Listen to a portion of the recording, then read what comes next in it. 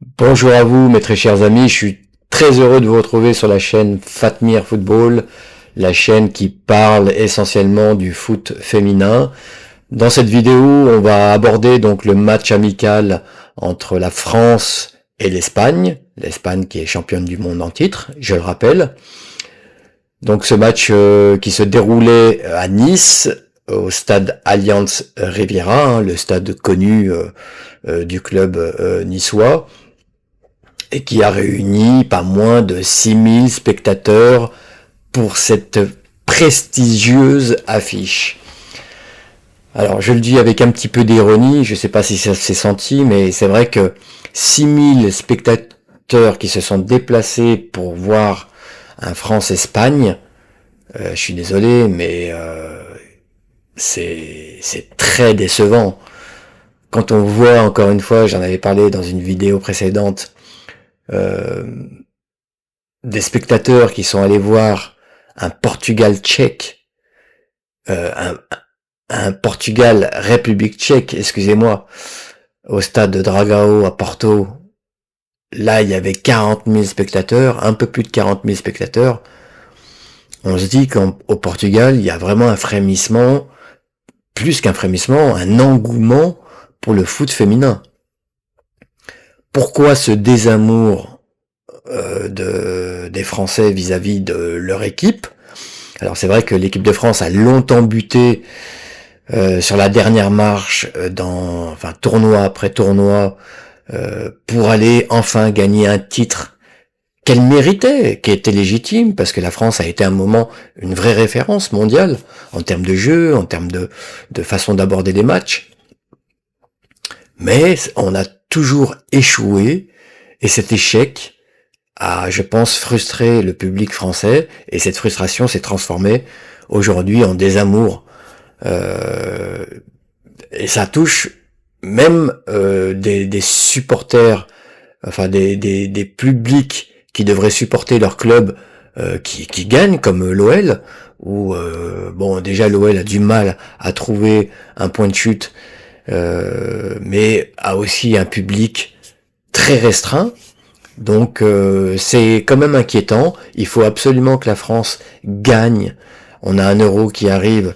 Est-ce que Laurent Bonadei va mettre les bons ingrédients finalement pour qu'on puisse donc décrocher ce titre après lequel on court depuis des décennies et des décennies, de génération en génération?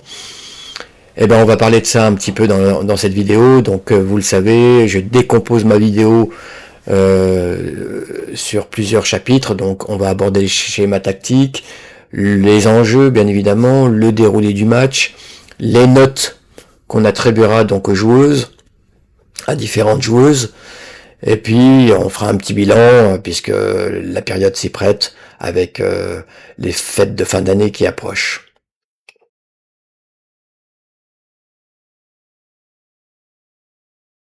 Alors, parlons maintenant des schémas tactiques. Pour l'équipe de France, donc Laurent Bonadei adopte depuis presque son intronisation, on va dire, ce 3-4-3 que j'apprécie moi énormément parce que ça permet aux équipes de se propulser plus facilement vers l'avant avec un milieu de terrain très fourni. Euh, c'est vrai que l'équipe dans ce schéma-là bascule vers l'avant et se découvre par l'arrière, forcément.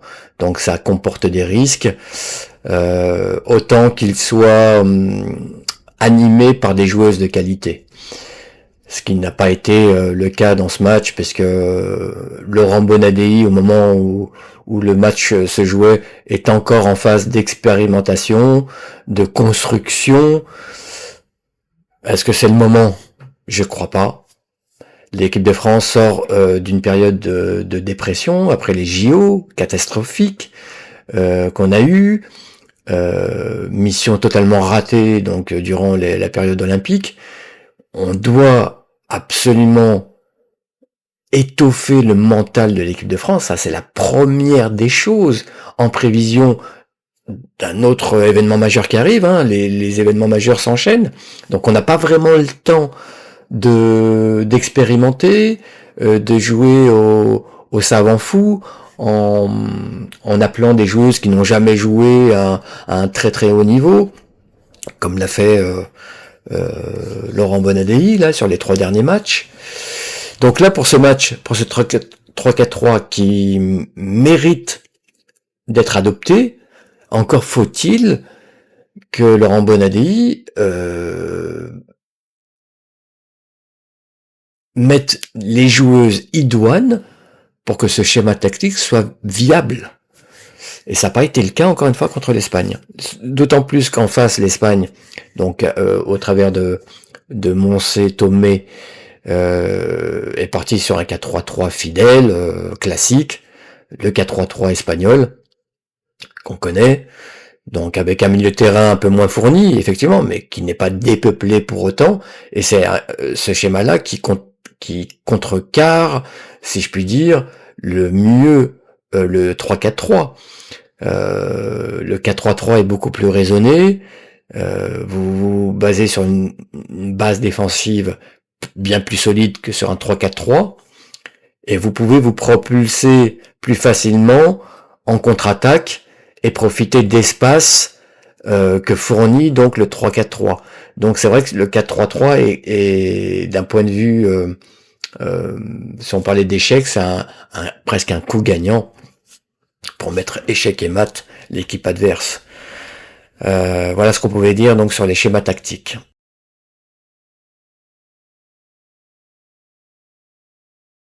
Alors, les enjeux du match. Alors, vous trompez pas, hein, c'était loin d'être un match amical. Le match amical n'en avait que le nom. On a bien vu que sur le terrain, il y avait une forme de rivalité, on va dire, depuis les origines, notamment de la création de l'équipe d'Espagne, vis-à-vis de la France, qui a toujours été un modèle au départ, pour la construction, pour la croissance de cette équipe de France, de cette équipe d'Espagne, excusez-moi, vis-à-vis de l'équipe de France. L'équipe de France qui avait toujours gagné ses matchs contre l'Espagne, jusqu'à cette finale de Ligue des Nations, qu'on a perdu donc 2-0, avec une maîtrise totale de l'Espagne, qui avait surclassé l'équipe de France à ce moment-là. Et là, on voit que l'Espagne, maintenant, ne se laisse plus marcher sur les pieds. C'est une équipe qui a un standing, un statut, elle doit se faire respecter, y compris par la France. Et on a bien vu que voilà, il y avait quand même quelques bisbilles ici et là sur le terrain, et on était loin d'être dans le cadre d'un match amical. En fait, on voit bien que ce match amical, qui n'en a que le nom, avait valeur de test pour la France, ça c'est clair, savoir où elle en est, après des JO désastreux, après avoir s'être enfilé des équipes, on va dire, de faible niveau, mais comprenez-moi bien, le Nigeria c'est une très très bonne équipe, hein, mais ça n'a pas le niveau des meilleures équipes du monde. Donc là on est vraiment sur de la crème concernant l'Espagne, qui est championne du monde en titre. Donc ça avait vraiment valeur de test pour la France. Et je l'ai dit, c'est une période où il faut quand même emmagasiner de la confiance et gagner contre une équipe très prestigieuse comme l'équipe ibérique championne du monde. Eh ben, ça ne peut que faire du bien au moral et au mental de nos Bleus. Donc c'était un match quand même très très important, aussi important pour Laurent Bonadei, donc qui expérimente et en intronisant certaines joueuses. Je crois qu'il y avait des joueuses dans chaque ligne qui étaient un peu à la découverte du haut niveau. Il y avait Samoura sur la ligne défensive, Béchaud et dans une moindre mesure Baltimore en tant que piston au milieu. Et puis devant vous aviez Matteo aussi, bon, qui revenait dans cette équipe de France, qui est sur une superbe dynamique en championnat, en première ligue Arkema. Est-ce qu'on peut ensuite transférer ça sur le très haut niveau international?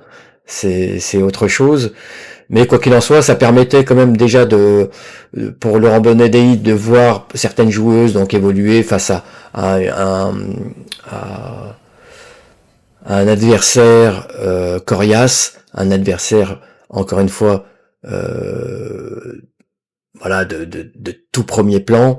Donc ça lui permet vraiment de valider certaines titularisations ou au contraire de se rendre compte que certaines n'ont pas le niveau dans ce match. Donc rien que pour ça, c'était intéressant. Et puis au-delà des joueuses, voir si le schéma tactique, encore une fois, peut être viable vis-à-vis d'équipes du niveau de l'Espagne. Donc je pense qu'il a un match comme ça permet quand même au sélectionneur de tirer énormément de leçons. Est-ce qu'il va tirer les bonnes leçons au travers de ce match? On le verra dès février, parce que dès février, il y a la Ligue des Nations, donc 2025, qui va commencer, donc ça va commencer fort. Donc on verra à ce moment-là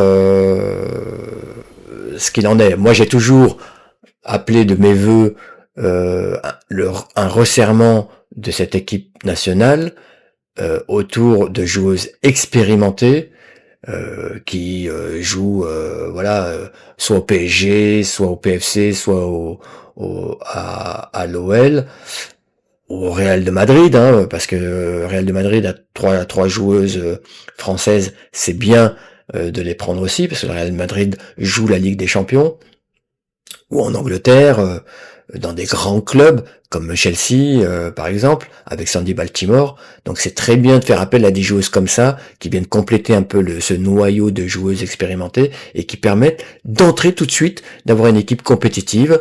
Après, il faut vraiment travailler le mental. C'est le mental. Vous avez les joueuses on les a. Hein. On a 14-15 joueuses de très très bon niveau. On joue avec ces joueuses et puis on travaille le mental match après match. Moi, c'est comme ça que je vois les choses et c'est comme ça que devraient voir les choses, que les sélectionneurs doivent voir les choses. Parce qu'au bout d'un moment, il faut se poser les bonnes questions. Ça fait des années et des années qu'on a des équipes qui ont le physique, qui ont la technique, mais qui n'ont pas le mental. Et ce déficit de mental nous a fait échouer dans tous les tournois auxquels la France a participé. Voilà ce que je pouvais dire sur les enjeux. Je reviens quand même sur l'Espagne. L'Espagne avait aussi un enjeu parce que l'Espagne a raté ses JO. Oui, ils ont fini 4e, mais quand on est champion du monde, qu'on est quelque part un peu la référence du foot international, le peuple espagnol n'attendait pas moins, et c'est normal, que la breloque en or pour les JO. Donc finir 4e, c'est un ratage complet. Après, ce qu'on peut dire, et on l'a pas assez souligné, c'est que l'équipe d'Espagne se repose sur une ossature barcelonaise pour l'essentiel, et on sait que Barcelone, beaucoup de joueuses Barcelone ont fini rincées par leur saison incroyable, où elles ont fait un quadruplé, je crois. Donc elles ont été sur tous les fronts, elles sont allées au bout de toutes les compétitions auxquelles elles ont participé, et au moment de se présenter au JO, certaines étaient vraiment rincées, et c'était des cadres de l'équipe d'Espagne. Donc je peux comprendre pourquoi l'Espagne a pu passer au travers de cette compétition.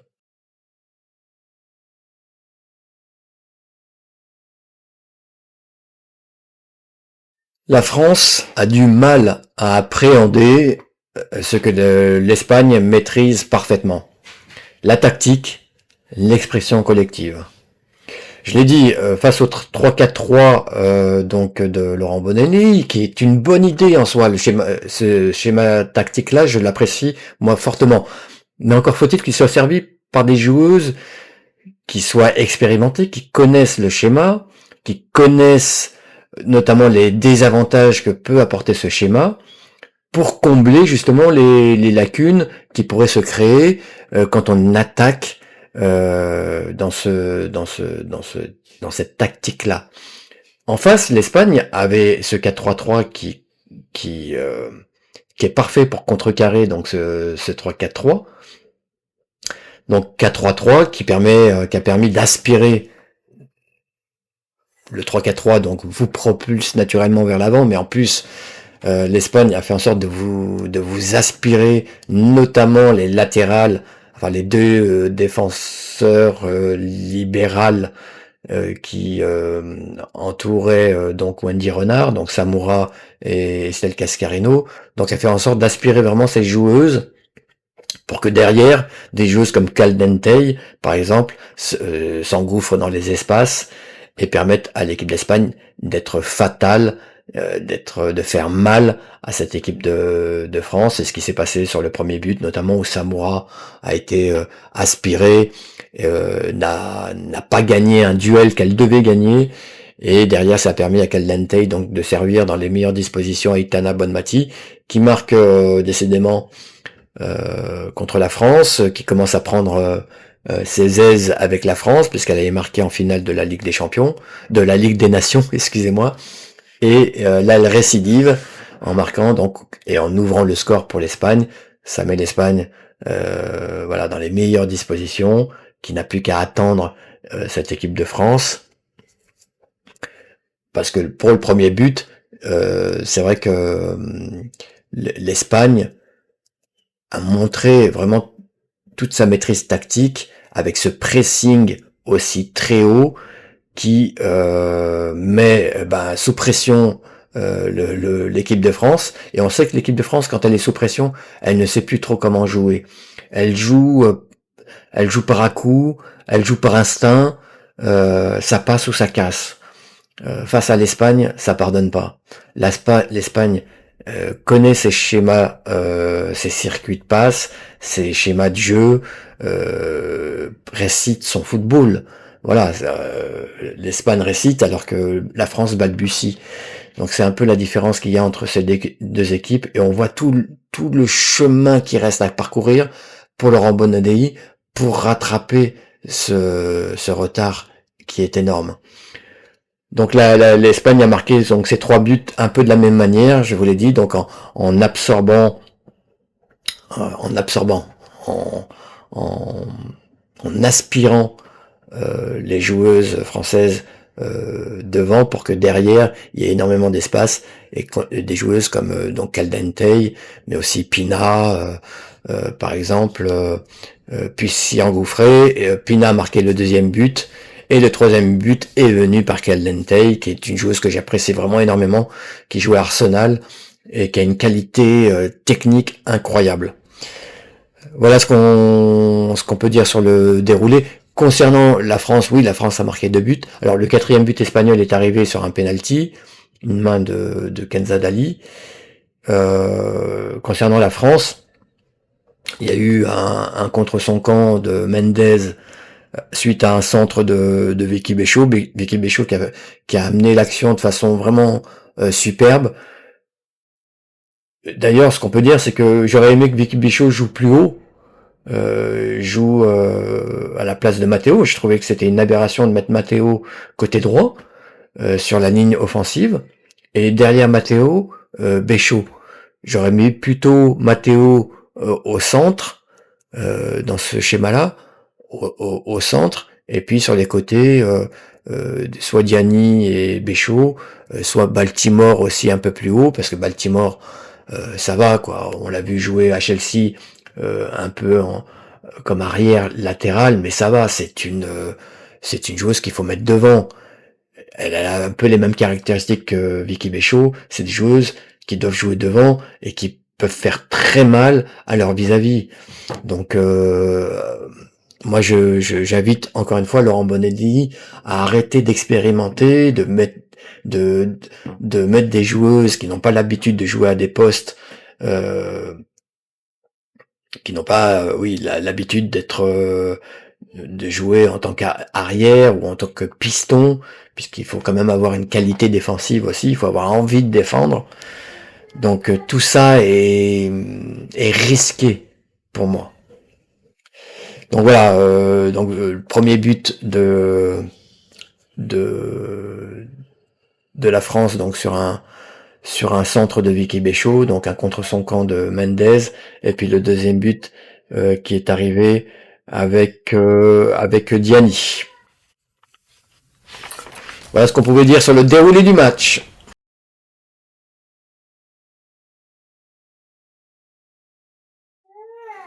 Alors, c'est le moment donc d'attribuer les notes pour les joueuses. Bon, autant sortir la sulfateuse pour l'équipe de France. Voilà, on va pas dire qui a sombré parce que en fait la France a joué quand même de façon disruptive la plupart du temps. On a été surclassé par séquence, et puis sur d'autres séquences, c'est la France qui mettait des coups de boutoir à l'Espagne. Bon, on voit que la France en fait en fonction du scénario du match. L'Espagne a toujours été fidèle à elle-même, voulait marquer, a marqué.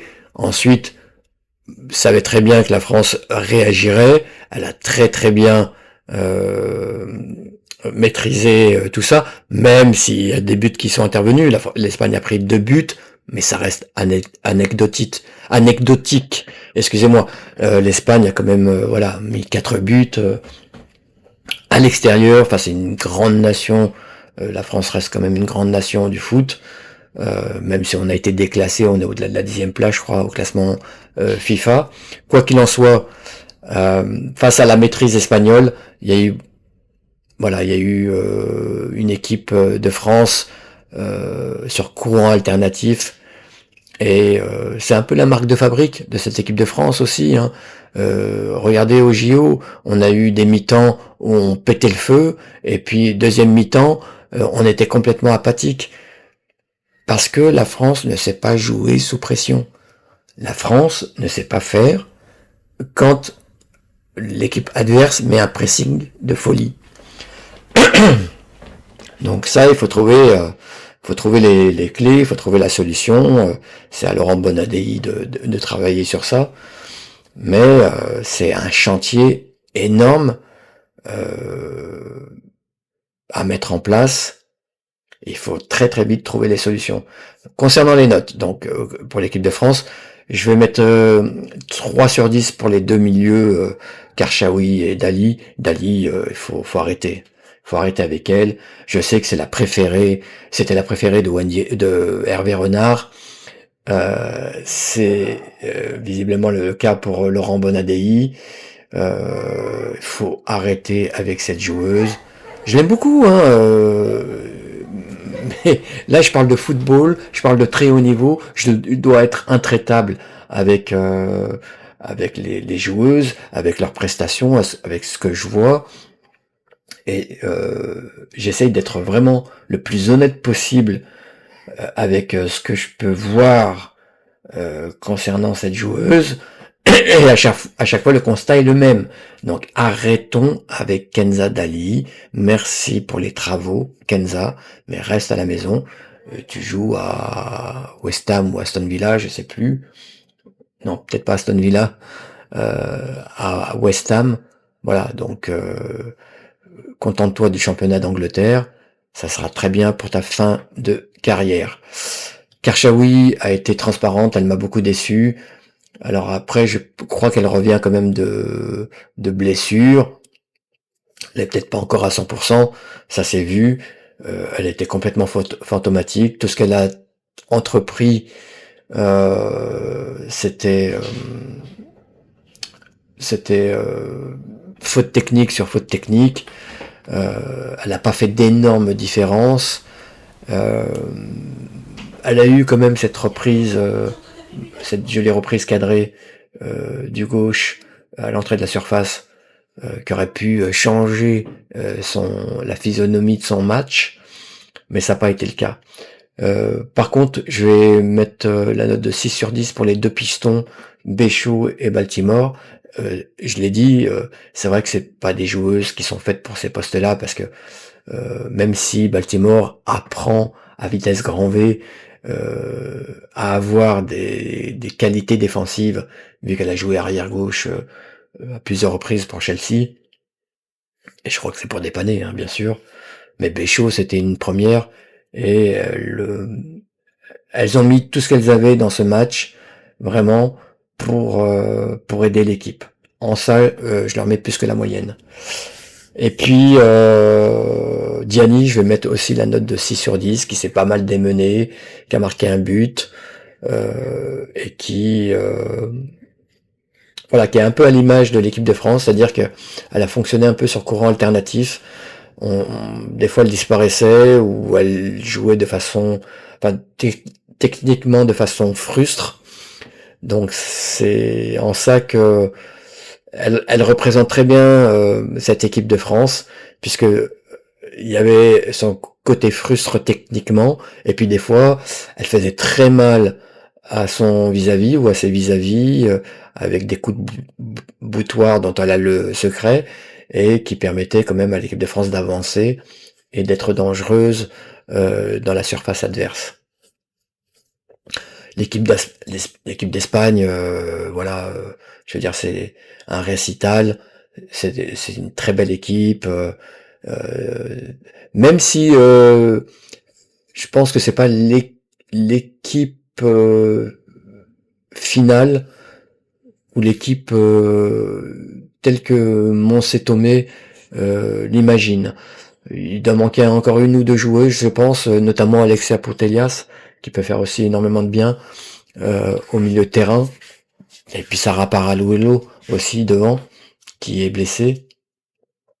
Donc c'est pas encore la grande équipe d'Espagne, mais c'est une très belle équipe d'Espagne qui a maîtrisé son sujet, qui a montré en quoi cette équipe faisait partie des favoris pour le prochain Euro, avec une Patri Guijarro, voilà, j'arrive à le prononcer, la milieu défensive, la barcelonaise, qui rayonne en milieu de terrain, qui fait énormément de bien, et qui en plus apporte du vice à cette équipe, une équipe qui, il y a quelques années encore, manquait de ça, de vice. Maintenant, on voit que certaines joueuses, voilà, ont ce vice-là et arrivent à faire dégoupiller leurs adversaires. Et ça, c'est aussi intéressant pour l'Espagne. Malgré tout, ça fait partie du haut niveau, le vice, qu'on le veuille ou pas. Et Patry, eh ben, sait en faire preuve. Mais en plus, elle rayonne, elle a une aura pour moi incroyable dans cette équipe.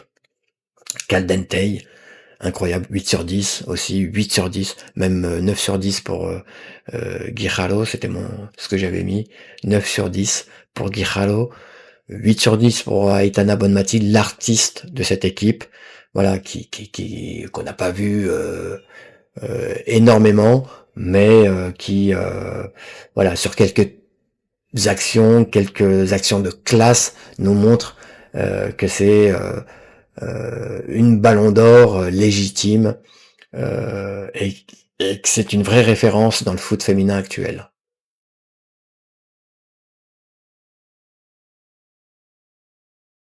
Alors enfin le bilan, quelles leçons peut-on tirer de ce match? Donc je vous mets déjà le score, donc 4-2, on en a parlé dans le déroulé du match, donc 4-2 pour l'Espagne, un score sans appel.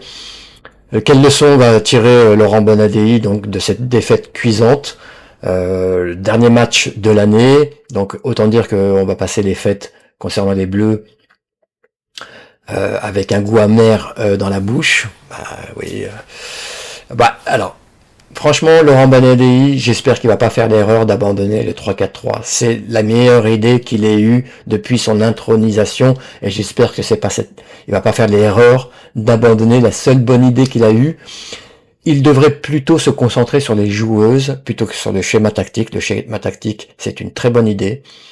Pour l'équipe de France en plus, moi j'y crois à fond, mais il faut qu'il arrête d'appeler en équipe de France Kenza Dali. Je sais qu'il ne le fera pas, je sais que c'est sa joueuse préférée, donc déjà mauvais point pour Laurent Bonadei.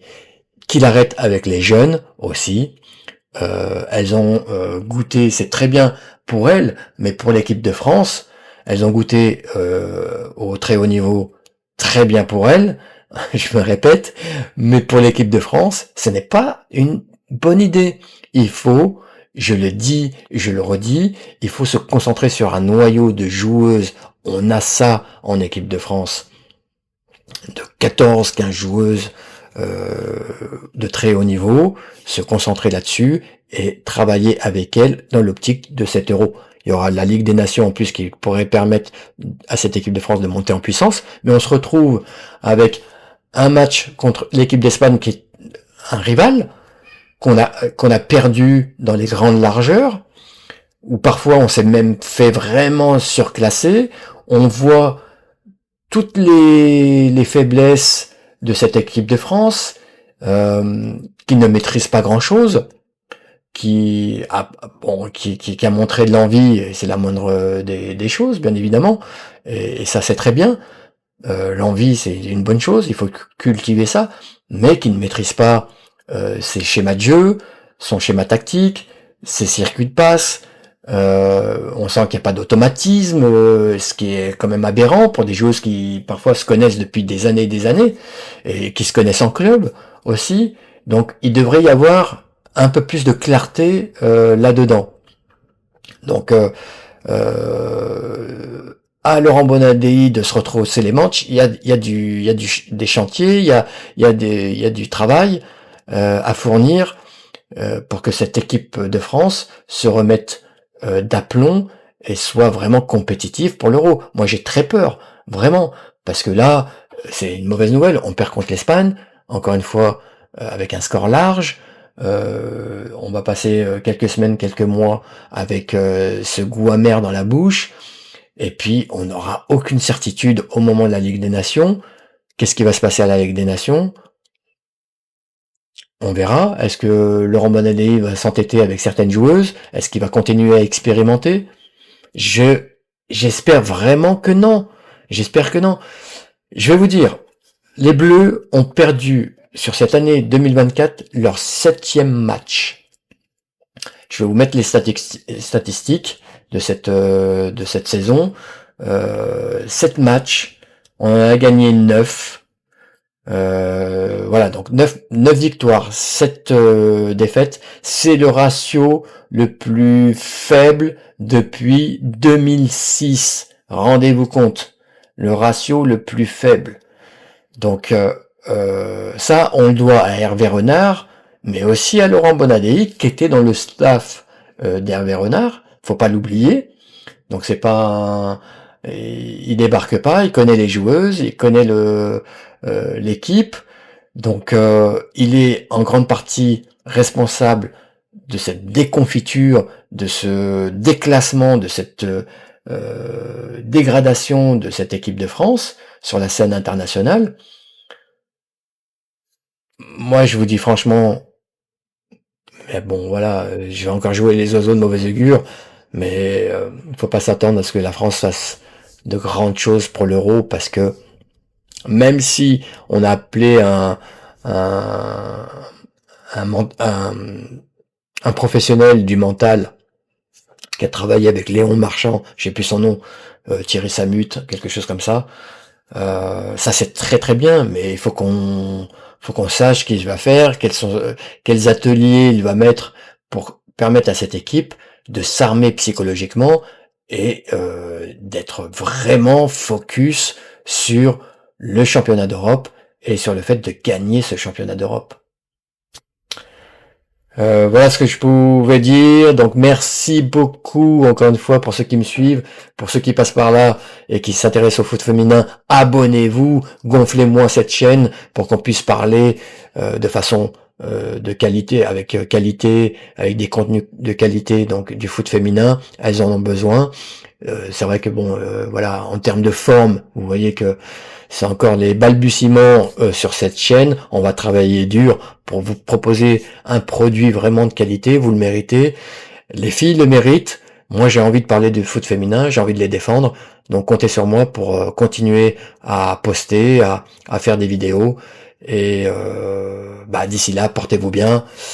Va-va-voum, les amis.